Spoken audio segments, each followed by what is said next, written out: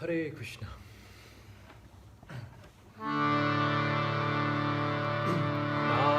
Namaste Nrsimhaya. Namaste Nrsimhaya.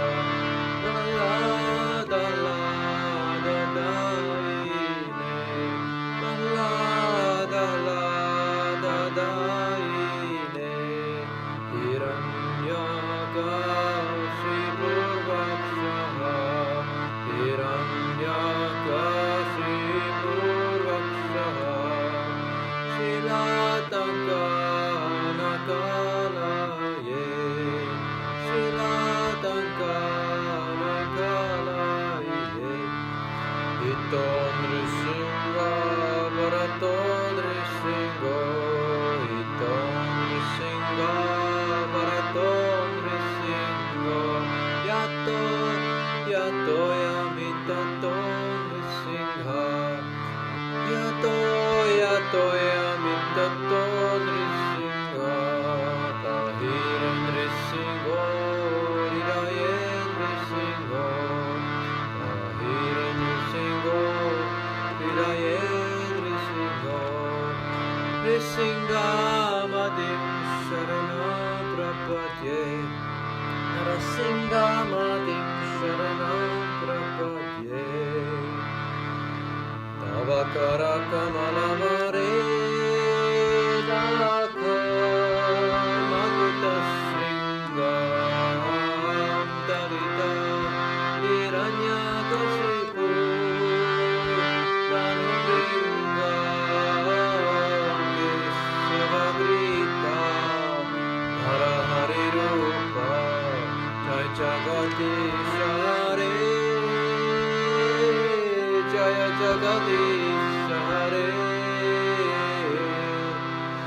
Jaya Jagadish Hare Jaya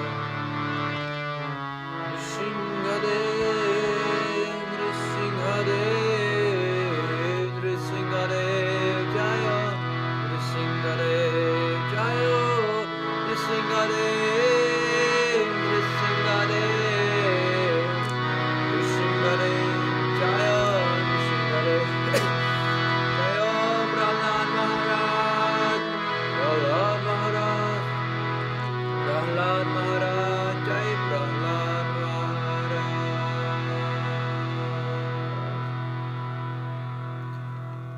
Shri Nrsimhadev ki jai Prahlad Maharaj ki jai Shri Prabhupada ki jai. Welcome to today's Krishna book reading. Okay, let's get the book. At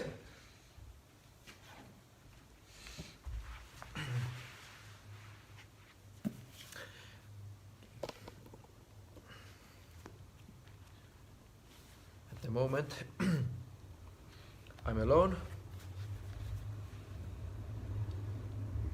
I don't know where are my reading partners, but the reading has to go on. Why Duryodhana felt insulted.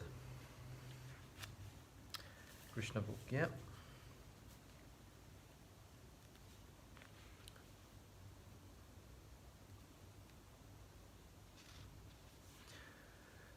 Such an ocean is not possible for an ordinary man to cross.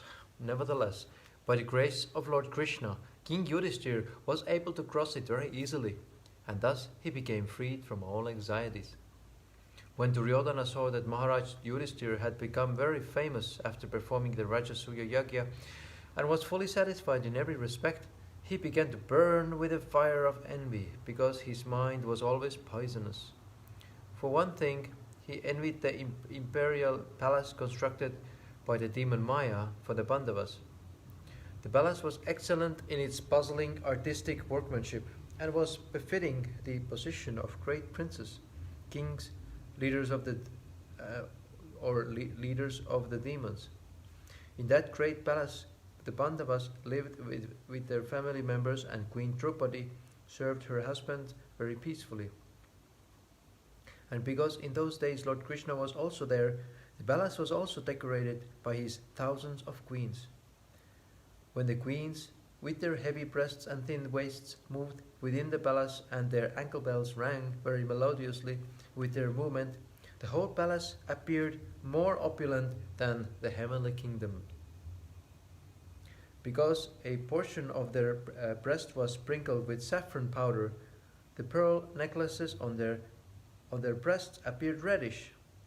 With their full earrings and flowing hair, the queens appeared very beautiful. After looking at such beauties in the palace of King Yudhisthira, Duryodhana was envious. He was especially envious and lustful upon seeing the beauty of Draupadi, because he had cherished a special attraction for her from the very beginning of her marriage with the Mandavas. In the marriage selection assembly of Draupadi, Duryodhana had also been present, and with other princes he had been very much captivated by the beauty of Draupadi, but had failed to achieve her. Once upon a time, King Yudhisthira was sitting on a golden throne in the palace constructed by the demon Maya. His 4 brothers and other relatives, as well as his great well-wisher, the Supreme Personality of Godhead, Krsna, were present, and the material opulence of King Yudhisthira seemed no less than that of Lord Brahma. When he was sitting on a throne surrounded by his friends, and the reciters were offering prayers to him in the form of nice songs, Duryodhana, with his younger brother, came to the palace. Duryodhana was decorated with a helmet, and he carried a sword in his hand. He was always in an envious and angry mood, and therefore, on a slight provocation, he spoke sharply with the doorkeeper and became angry. He was irritated because he had failed to distinguish between water and land. By the craftsmanship of demon Maya, the palace was so decorated in different places that one who did not know the tricks would consider water to be land and land to be water. Duryodhana was also illusioned by this craftsmanship, and when crossing water, thinking it to be land, he fell down. When Duryodhana, out of his foolishness, had thus fallen, the queens enjoyed the incident by laughing. King Yudhisthira could understand the feelings of Duryodhana, and he tried to restrain the queens. But Lord Krishna indicated that King Yudhisthira should not restrain them from enjoying the incident. Krishna desired that Duryodhana be fooled in that way, and that all of them enjoyed his foolish behavior. When everyone laughed, Duryodhana felt very insulted, and his hair stood up in anger. Being thus insulted, he immediately left the palace, bowing his head. He was silent and did not protest. When Duryodhana left in such an angry mood, everyone regretted the incident. And King Yudhisthira also was very sorry. But despite all occurrences, Krishna was silent. He did not say anything against or in favor of the incident. It appeared that Duryodhana had been put into illusion by the supreme will of Lord Krishna, and this was the beginning of the enmity between the 2 sects of the Kuru dynasty. This appeared to be part of Krishna's plan in his mission to decrease the burden of the world. King Parikshit had inquired from Shukadeva Goswami why Duryodhana was not satisfied after the termination of the great Rajasuya sacrifice, and thus it was explained by Shukadeva Goswami. Thus ends the Bhaktivedanta purport of the 74th chapter of Krishna, why Duryodhana felt insulted at the end of the Rajasuya sacrifice. Chapter 75. The battle between Shalva and the members of the Yadu dynasty. While Shukadeva Goswami was narrating various activities of Lord Krishna in playing the role of an ordinary human being, he also narrated the history of the battle between the dynasty of Yadu and a demon of the name Shalva, who had managed to possess a wonderful airship named Saubha. King Shalva was a great friend of Shishupal's. When Shishupal went to marry Rukmini, Shalva was one of the members of the bridegroom's party. In the fight between the soldiers of the Yadu dynasty and the kings of the opposite side, Shalva was defeated by the soldiers of the Yadu dynasty. But despite this defeat, he made a promise before all the kings that he would in the future rid the whole world of all the members of the Yadu dynasty.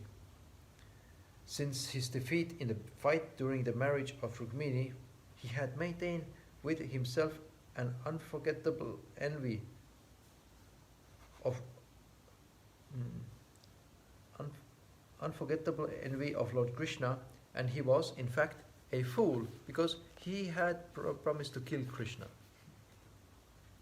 Usually, such foolish demons take shelter of a demigod like Lord Shiva to execute their ulterior plans.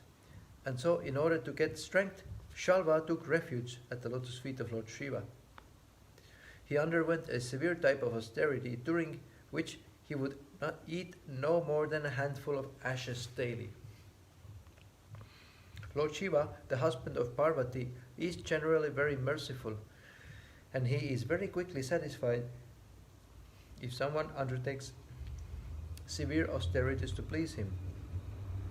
So, after continued austerities by Shalva for 1 year, Lord Shiva became pleased with him and asked him to beg for the fulfillment of his desire.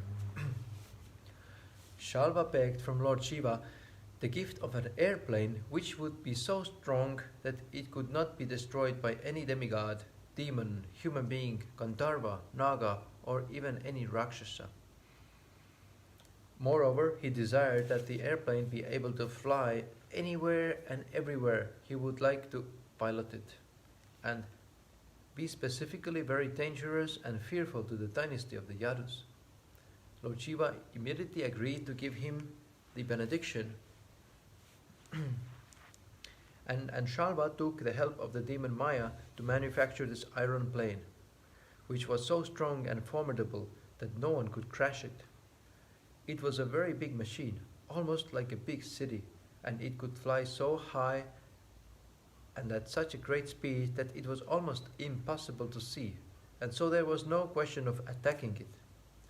Although the night might be dark outside, the pilot could fly anywhere and everywhere. Having acquired such a wonderful airplane, Shalva flew it to the city of Dwaraka, because his main purpose in obtaining the airplane was to attack the city of the Yadus, toward whom he maintained a constant feeling of animosity. Shalva thus attacked the city of Dwaraka from the sky, and he also surrounded the city by a large number of infantry. The soldiers on the surface attacked the beautiful spots of the city. They began to destroy the nice parks, the city gates, the palaces, and the skyscraper houses, the high walls around the city, and the beautiful spots where people would gather for recreation. While the soldiers attacked on the surface, the airplane began to drop big slabs of stone, tree trunks, thunderbolts, poisonous snakes, and many other dangerous things. Shalva also managed to create such a strong whirlwind within the city that all of Dwaraka became dark because of the dust that covered the sky. The airplane occupied by Shalva put the entire city of Dwaraka into distress equal to that caused on the earth long ago by the disturbing activities of Tripurasura. The inhabitants of Dwarakapuri became so harassed that they were not peaceful for even a moment. The great heroes of Dwaraka city, headed by commanders such as Pradyumna, counterattacked the soldiers and airplane of Shalva. When he saw the extreme distress of the citizens, Pradyumna immediately arranged his soldiers and personally got up on a chariot, encouraging the citizens by assuring safety. Following his command, many warriors like Satyaki, Charudeshna, and Samba, all young brothers of Pradyumna, as well as Akrura, Kritavarma, Panuvinda, Gada, Shukka, and Sharana, all came out of the city to fight with Shalva. All of them were great fighters. Each one could fight with thousands of men. All were fully equipped with necessary weapons and assisted by hundreds and thousands of charioteers, elephants, horses, and infantry soldiers. Fierce fighting began between the two parties, exactly as formerly carried on between the demigods and the demons. The fighting was severe, and whoever observed the fierce nature of the fight felt his hairs stand on end. Pradyumna immediately counteracted the mystic demonstration occasioned by the airplane of Shalva, the king of Shaubha. By the mystic power of the airplane, Shalva had created a darkness as dense as night, but Pradyumna all of a sudden appeared like the rising sun. As with the rising of the sun, the darkness of night is immediately dissipated. With the appearance of Pradyumna, the power exhibited by Shalva became null and void. Each of Pradyumna's arrows had a golden feather at the end, and the shaft was fitted with a sharp iron edge. By releasing 25 such arrows, Pradyumna severely injured Shalva's commander-in-chief. He then released another 100 arrows toward the body of Shalva. After this, he pierced each and every soldier by releasing one arrow. He killed the chariot drivers by firing 10 arrows at each of one of them, and he killed the carriers like the horses and elephants by the release of 3 arrows directly towards each one. When everyone present on the battlefield saw this wonderful feat of Pradyumna's, the great fighters on both sides praised his acts of chivalry. But still, the airplane occupied by Shalva was very mysterious. It was so extraordinary that sometimes many airplanes would appear to be in the sky, and sometimes there were apparently none. Sometimes the plane was visible and sometimes not visible, and the warriors of the Yadu dynasty were puzzled about the whereabouts of the peculiar airplane. Sometimes they would see the airplane on the ground, sometimes flying in the sky, sometimes resting on the bank of a hill, and sometimes floating on the water. The wonderful airplane flew in the sky like a whirling firebrand. It was not steady even for a moment. But despite the mysterious maneuvering of the airplane, the commanders and soldiers of the Yadu dynasty would immediately rush towards Shalva wherever he was present with his airplane and soldiers. The arrows released by the dynasty of the Yadus were as brilliant as the sun and as dangerous as the tongues of serpents. All the soldiers fighting on behalf of Shalva soon became distressed by the incessant release of arrows upon them by the heroes of the Yadu dynasty, and Shalva himself became unconscious from the attack of these arrows. The soldiers fighting on behalf of Shalva were also very strong, and the release of their arrows also harassed the heroes of the Yadu dynasty. But still, the Yadus were so strong and determined that they did not move from their strategic positions. The heroes of the Yadu dynasty were determined either to die on the battlefield or to gain victory.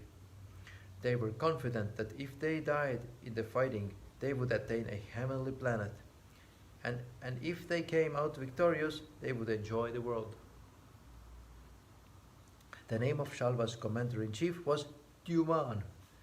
He was very powerful, and although bitten by 25 of Pradyumna's arrows, he suddenly attacked Pradyumna with his fierce club and then struck him so strongly that Pradyumna became unconscious. Immediately there was a roaring, "Now he is dead! Now he is dead!" The force of the club of on Pradyumna's chest was very severe, enough to tear asunder the chest of an ordinary man. Pradyumna's chariot was being driven by the son of Daruka. According to Vedic military principles, the chariot driver and the hero on the chariot must cooperate during the fighting. As such, because it was the duty of the chariot driver to take care of the hero on the chariot during the dangerous and precarious fighting, Daruka removed the body of Pradyumna from the battlefield. 2 hours later, in a quiet place, Pradyumna regained his consciousness, and when he saw that he was in a place other than the battlefield, he addressed the charioteer and condemned him. "Oh, you have done the most abominable act.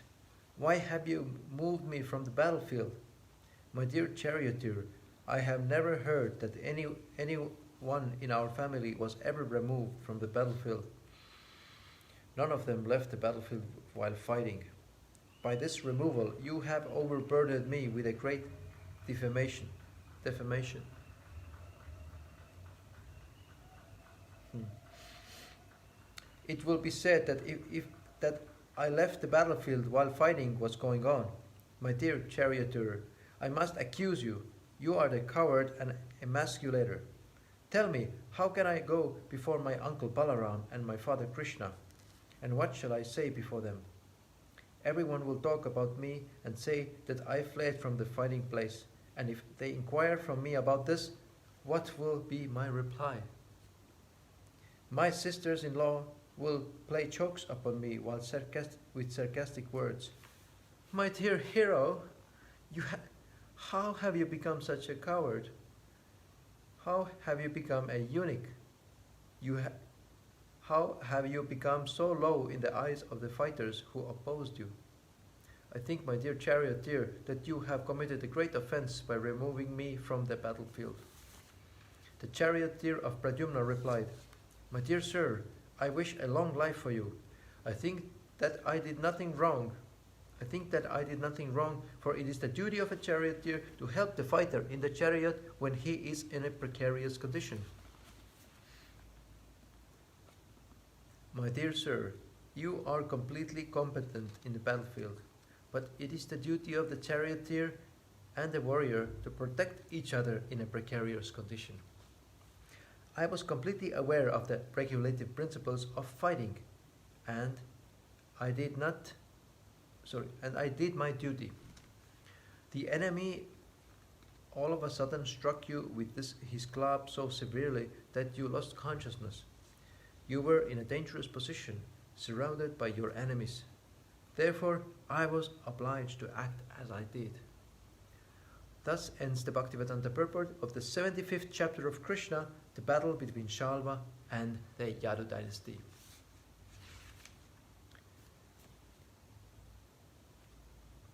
We end here today, and tomorrow we're going to continue from chapter 76, the deliverance of Shalva.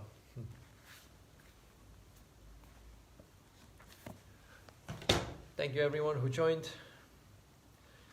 Hare Krishna.